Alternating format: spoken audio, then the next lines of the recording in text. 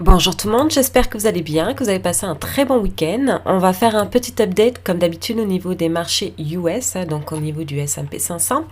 On va regarder l'indice majeur. Donc je suis sur les contrats E-minis donc du S&P 500. Donc là, actuellement, mon avis par rapport à la semaine dernière n'a pas forcément changé. On est toujours en tendance baissière, c'est-à-dire que on a toujours des plus bas, et des plus hauts, toujours plus bas. Donc actuellement, on est toujours en tendance baissière. Les chiffres n'ont pas forcément changé depuis la semaine dernière, notamment au niveau de l'inflation. On a même eu encore un niveau d'inflation très élevé au niveau des sorties des résultats, justement. Donc non, les chiffres n'ont pas forcément changé. La narrative de la Fed n'a pas forcément changé non plus, donc la mienne non plus. Donc mon objectif à terme reste toujours le même. Hein. Donc si on revient sur le weekly, mon objectif se trouve donc, excusez-moi, vers la moyenne mobile 200 qui se trouve vers 3500. Donc ça c'est mon objectif à terme. Donc ça va peut-être prendre du temps d'aller ici, je ne sais pas. Mais cela reste mon objectif et à partir de ce moment-là, je vais voir s'il y a des changements quelque part, des changements au niveau des chiffres, des changements au niveau de la narrative de la Fed ou des changements autres. Donc voilà. Donc pour l'instant, ma perception reste toujours la même. Cette semaine, c'est une semaine quand même assez importante puisqu'on a le FOMC déjà dans un premier temps et on a aussi l'OPEX, donc l'expiration de plusieurs de plusieurs produits, que ce soit les futurs, les options. On a plusieurs expirations et en plus, c'est le quadruple witching, donc c'est au trimestre, donc on est à la fin du trimestre numéro 2 de l'année, donc on a le quadruple witching qui est 4 différentes expirations. Donc je vous encourage d'aller voir ma vidéo du quadruple witching si vous voulez en savoir plus, mais généralement, ça peut créer un peu plus de volatilité. Donc ça, c'était une petite parenthèse. Autre chose importante, c'est justement, comme l'inflation reste quand même très élevée, qu'il n'y a pas, c'est pas forcément descendu cette semaine par rapport à ce qui a été annoncé. Au niveau des taux, il y a une pression, bien évidemment. Vous voyez ici, comme j'ai expliqué la dernière fois, c'est qu'on est sur un niveau de résistance, mais on a aussi cassé un niveau de tendance à très long terme. Vous voyez, si je reviens sur le très long terme, on a cassé un niveau de très long terme de la tendance. Donc ça, c'est quand même quelque chose qu'il faut vraiment prendre en compte, puisque si des taux continuent de monter, c'est vraiment pas bon pour le marché equity. Donc précisément plus pour les actifs à risque. Donc plus sensibles aux taux d'endettement, par exemple, qui ont des endettements beaucoup plus élevés. Donc voilà, donc ça c'est à prendre en compte puisque c'est pas forcément la meilleure situation pour détenir encore des actifs spéculatifs ou à risque. Et donc voilà. Donc là, c'est la résistance, c'est une résistance qu'on a maintenue à date depuis 2013, oui, c'est ça. Et là, si on le casse, ça risque d'être quelque chose au niveau des marchés. Hein. Donc ça va se pricer, bien évidemment, sur les marchés. Donc il faut surveiller ça. Personnellement, je pense que ça va casser ici, ça va continuer. Bon, ça c'est juste mon avis, parce que de toute manière, il faut que pour arrêter l'inflation, il va falloir qu'il y ait une pression à ce niveau-là. Donc les taux vont continuer pour moi de monter. Et ça va se répercuter sur le marché equity. Autre chose aussi très importante, justement, il y a au niveau du VIX, comme j'ai expliqué, le VIX est en tendance, c'est quelque chose de quand même assez rare, comme j'avais expliqué plusieurs fois, je vais enlever ça, excusez-moi. Quand je parle de tendance, c'est qu'on a des plus bas toujours plus hauts, et là on a une zone de compression qui est en train de se former ici, hein, comme un triangle ascendant. Je fais pas forcément d'analyse technique sur de la volatilité, mais là j'en fais puisqu'on est, ça en développe actuellement justement des niveaux, parce que normalement le VIX c'est quelque chose qui pop puisque c'est basé sur de la volatilité implicite et pas sur de la performance des résultats d'une entreprise par exemple, et donc du coup c'est vrai que je regarde ça là actuellement puisqu'il y a quelque chose qui se forme et qu'il faut prendre en compte. Donc un VIX comme ça qui n'arrive pas à casser ses plus bas ici, pour moi ça démontre qu'il y a quand même pas mal d'anxiété et quelque chose qui peut se préparer. Et si on casse ce niveau ici, là, le niveau ici de résistance assez majeur, là, dans les 35-36, si on passe au-dessus, ça peut descendre de 500-600 points sur le SP500, dépendamment jusqu'à où on va. Donc, faut être quand même assez vigilant parce que ça peut être un bon 10% de moins, 10 à 15% de moins. Autre chose aussi qui est aussi que j'ai surveillé cette semaine, c'est au niveau, donc c'est ce que j'avais dit sur mon Twitter, que la tendance au niveau des obligations corporatives à haut rendement, donc des obligations à haut risque, Donc les obligations, c'est des dettes, donc c'est du crédit. Et en fait, on est vraiment en forte tendance baissière. Hein. Et ce que je disais, c'est que là, on a une continuité encore, on a fait un nouveau plus bas. Et normalement, le crédit lead tout ce qui est le marché equity.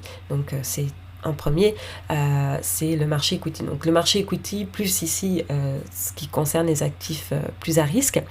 Et autre chose que j'ai constaté, c'est qu'on a des mouvements beaucoup plus amples, beaucoup plus volatiles. Comme vous pouvez constater, là, on a eu un mouvement volatile et là, on a eu un mouvement volatile. C'est des mouvements beaucoup plus agressifs par rapport au passé, comme vous pouvez voir ici, dans la tendance. Et ça, il y a peut-être quelque chose qui se passe ici. D'ailleurs, au niveau du weekly, vous voyez là, c'est des grosses bougies qu'on a qui se sont formées ici et ici. Et ça veut dire qu'il y a de la volatilité dans le marché du crédit risque. Vous voyez un peu comme ici ou comme ici sur les finales, donc les capitulations. Et donc là, on commence à voir vraiment de la volatilité qui se passe sur le crédit, donc tout ce qui est obligation à haut rendement, donc à haut risque aussi, parce que c'est le rapport rendement-risque. Et l'amplitude des mouvements ici ne me plaît pas beaucoup. Enfin, me plaît pas beaucoup, ça dépend dans quel sens. Ce que je veux dire par là, c'est que ça peut présager quelque chose qui va se passer. Donc voilà, donc ça c'était une petite parenthèse. Donc je rappelle, au niveau du taux d'inflation, on est quand même encore sur des taux assez élevés. Donc là, vous voyez comme un peu dans les années 70, 74. Par exemple, là, si on revient à peu près sur les mêmes niveaux, à peu près c'était 74, 75, des niveaux quand même assez élevés. Et ce qui est intéressant de voir, c'est qu'à cette époque-là, par rapport au niveau de taux d'inflation, quelle était la valeur du price earning du S&P 500. Donc là, par exemple, on est à 19,71. Donc cela veut dire pour moi qu'on est encore avec des valorisations trop élevées par rapport au niveau d'inflation actuel. Donc des valorisations trop élevées parce que si on remonte dans les années 70, là, on avait des valorisations, vous voyez, dans les années 74-70, on avait des valorisations qui tournaient autour de 7, 8, 10. Je crois que la moyenne sur les 10 années à cette époque-là, était de 10. Donc voilà, donc ça, pour l'instant, pour moi, on est encore élevé sur la valorisation du S&P 500, puisque les valorisations par rapport à ces années-là est beaucoup plus élevée. Donc voilà, donc ça, c'est une petite parenthèse, hein. Ensuite, on va juste re-regarder le leading economic indicator. On est toujours, on est toujours en ce qu'on appelle en ralentissement. Donc, idéalement, il faut qu'on se rapproche de la ligne des zéros, hein, bien évidemment. Mais là, pour l'instant, on est toujours en ralentissement. En plus de ça, nous avons toujours la Banque centrale, la Fed, qui a une politique restrictive. Donc, ce n'est toujours pas un environnement favorable aux titres à risque ou des titres plus spéculatifs. Notamment, comme je disais, au niveau même du Bitcoin, c'est un petit peu pareil, on va revenir dessus. Donc au niveau du Bitcoin, pour moi déjà, il y a des fortes probabilités à ce qu'on aille retoucher les derniers plus hauts de 2017, donc on a cassé en 2020. Donc revenir sur les 20 000, si le S&P 500 va sur les 3500, et ensuite on va voir qu'est-ce qui va se passer à ce moment-là, comme je disais, quelle est la narrative, les nouvelles narratives qui vont se passer. Mais pour moi, il y a des fortes probabilités à ce qu'on aille sur les 20 000, même 15-20 000. Hein. Donc voilà.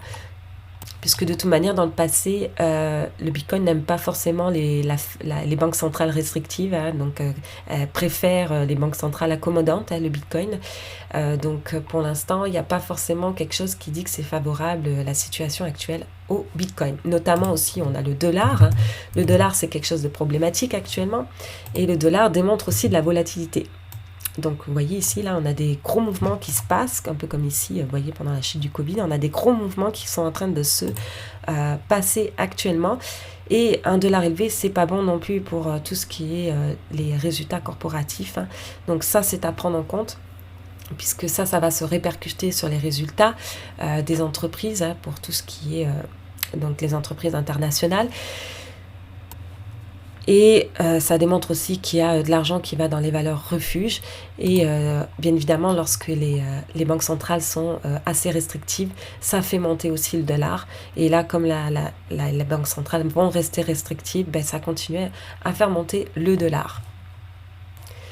Au niveau des commodités, ça fait pression sur l'inflation. Comme j'ai expliqué, hein, on est toujours, vous voyez, des commodités élevées, donc de l'inflation élevée. Moi, je n'étais pas surprise des résultats de vendredi, hein, personnellement, puisqu'on est toujours en forte tendance et on n'a pas forcément encore de gros signes de retournement à ce niveau-là. On n'a pas forcément non plus réglé les problèmes au niveau de l'offre. Hein. La production a toujours du mal à suivre, puisque l'investissement était sous-estimé les 10 dernières années. Donc voilà, donc là on a toujours une pression par rapport à ça qui se reflète, donc si les commodités continuent de monter, ça se reflète sur les taux aussi qui vont monter, et ça se reflète aussi sur du dollar qui va monter, puisque la politique de la Fed sera hawkish, de plus en plus hawkish. Et ne pas oublier que la Fed est restrictive dans un environnement déjà en ralentissement, économique. Donc la seule chose qui tient actuellement, hein, c'est vraiment l'emploi. Hein. C'est ça qui maintient actuellement le marché. Le gold commence à avoir une étrange journée vendredi. Donc le gold est peut-être en train de pricer un phénomène peut-être de stagflation, puisque l'actif qui superforme dans un environnement de stagflation, c'est l'or. Et un environnement de stagflation, c'est une croissance en ralentissement comme nous avons, et aussi un niveau d'inflation élevé comme nous avons. Et il manque donc le taux d'emploi, le taux de chômage qui monte. Et là, on sera vraiment dans un phénomène de stagflation. Et ça, c'est bon généralement pour l'or dans le passé. Alors j'espère que ça sera la même chose cette fois-ci, mais c'est généralement favorable à l'or. Alors l'or a plus de difficultés à cause du dollar qui monte, mais sinon, quand on prend par exemple tout ce qui est l'or, euro, vous voyez, par exemple, lui, quand même assez performant, hein, vendredi, ou l'or, par exemple, JPY, si on peut voir, vous voyez, lui, il est pratiquement en train de faire des nouveaux plus hauts. Donc voilà, donc c'est juste que nous, l'or régulier est retenu un peu par la poussée du dollar, mais cependant, là aussi, vendredi, il y a eu vraiment un petit message qui a été fait ici, dans cette bougie-là, par rapport peut-être à un potentiel, anticipe peut-être un phénomène de stagflation. Bon, dernière petite chose, c'est au niveau, j'aime bien ce petit truc qui démontre en fait qu'est-ce qui est favorable en période d'inflation haute ou basse. Donc là, on peut voir que lorsque l'inflation monte, il y a une relation positive entre les obligations et les actions, et lorsque l'inflation donc baisse, mais qu'elle reste quand même haute, il y a aussi une relation positive entre les obligations et les actions. Et de toute manière, actuellement, là, le lot, là, c'est ce qui s'était passé un petit peu les dernières années. Et oui, c'est vrai, moi, j'ai utilisé beaucoup des obligations pour me hedger, par exemple, puisqu'il y avait une relation négative entre les deux. Cependant, on n'est plus dans cette situation-là, donc tout ce qui est les portefeuilles de 60-40, c'est-à-dire 60% equity et 40% par exemple obligations, doivent avoir un double impact actuellement, puisqu'il y a une relation positive entre les obligations et les actions. Donc voilà, donc ça c'est une petite parenthèse à ce niveau-là. Donc justement, on va aller voir un petit peu le marché des obligations. Et le marché des obligations est toujours en forte tendance baissière, comme vous pouvez constater. Et là, on maintient même sous la médiane en quelque sorte. Je vais juste aller au niveau, voilà, ici. Et vous voyez, donc là, on est toujours dans une tendance quand même assez baissière. Et même on reteste les derniers plus bas au niveau des obligations. Et comme je disais, actuellement, les obligations lead le marché equity. Et donc là, il y a des fortes probabilités donc d'aller retester les derniers plus bas aussi. Donc voilà, donc mes objectifs restent toujours les mêmes, ça n'a pas forcément changé. Et donc à terme, comme je disais, hein, aller chercher un petit peu la moyenne mobile ici, et ensuite on verra à ce moment-là. Cependant, comme je l'ai dit, si on casse ce support ici, on risque d'avoir vraiment un drop assez rapide, étant donné que ça préserverait un VIX élevé, et donc du coup ça peut aller assez rapidement. Et ce qu'il faut savoir, c'est que les crashs n'arrivent pas forcément d'une zone de surachat, mais d'une zone de survente. Et donc quand on regarde le S&P 500 actuellement, on revient dans la zone donc de survente. Idéalement, il faudrait passer en dessous de 30, mais les crashs arrivent généralement lorsqu'on est d'une zone de survente et pas de surachat. Donc voilà. Donc c'était une petite parenthèse, donc je vous souhaite une bonne semaine, soyez prudents sur les marchés, et puis on se retrouve la semaine prochaine.